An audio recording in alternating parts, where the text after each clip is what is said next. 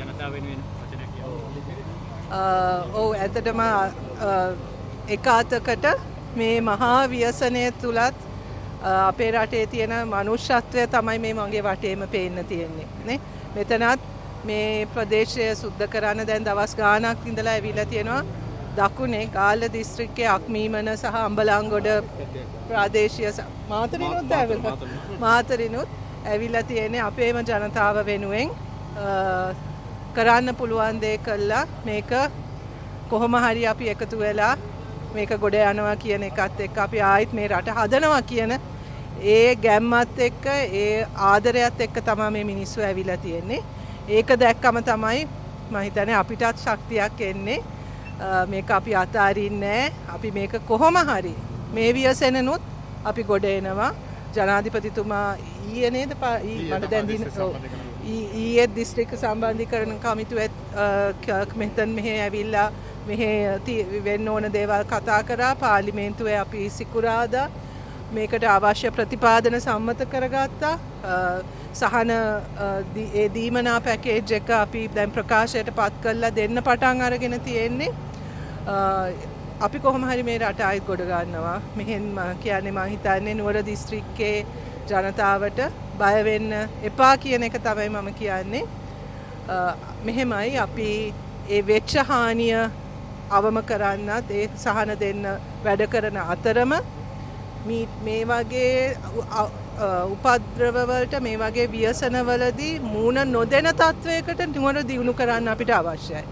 ඒතකොට නුවර මීට වඩා සැලසුම් සහගතව අපේ සංවර්ධන සැලසුම් කියනකොට ඒවා මීට වඩා තිරසාරව මේ වගේ හානි වලට මිනිස්සු ඉලක්ක නොවන විදියට කරන්නත් අපි වග බලා ගන්න ඕනේ.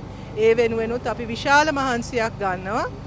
මම හිතන්නේ මේ විදියට ලංකාව තුල පුරාම මෙහෙම සිද්ධීන් වෙලා මෙච්චර ඉක්මනින් පාරවල් ටික විවෘත කරගෙන වතුර විදුලි බලය මේවා ආයතන රාජ්‍ය සේවය කොහොම හරි වැඩ කරා. ඒගොල්ලන්ට මම පාරවල් ටික විවෘත කරන්න මම ඇත්තටම විශේෂ ස්තුතියක් කරනවා ඒ රාජ්‍ය නිලධාරීන්ට ආරක්ෂක අංශවලට. උදේ දවල් රෑ බලන්න නැතුව පැය 24 වැඩ කළා තමයි අද අපිට කොළඹ ඉඳන් නුවරට එන්න පුළුවන් උනේ ගම්පොලට. ඒ මහන්සිය ඒ කැපවීම නිසා. හෙට වෙනකොට වතුරත් යථා තත්වයටද සම්පූර්ණයෙන්ම යථා තත්වයට පත් වෙනවා. මම හිතන්නේ තිබ්බ තත්වයක් එක්ක අපි කවුරුවත් හිතුවේ නැහැ අපිට මෙච්චර ඉක්මනින් ගොඩ එන්න පුළුවන් කියලා. ඒක කරන්න පුළුවන් උනේ අපි සියලු දෙනා එකතු වුණ නිසා.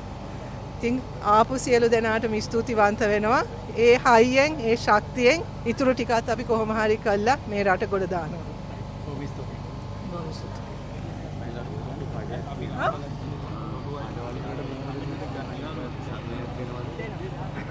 ගණන් බලලා ඒක අල්කර්මාන්ත අදාළ අමාත්‍යාංශයේ රෙජිස්ටර් වෙච්ච කඩේ ඒ කියන තොරතුරු අනුව ඒක අපි බලනවා. හරි? ප්‍රාදේශීය ලේකම් එක්ක සම්බන්ධ වෙච්ච වෙලා ඉන්නකොට කොයිද අනිත් කඩේ? සංගීත කොට කඩයක් තියෙනවා. විදම් බෝඩ් කියන තාක්කු දෙක උසට මෙයාලා ගන්න ABL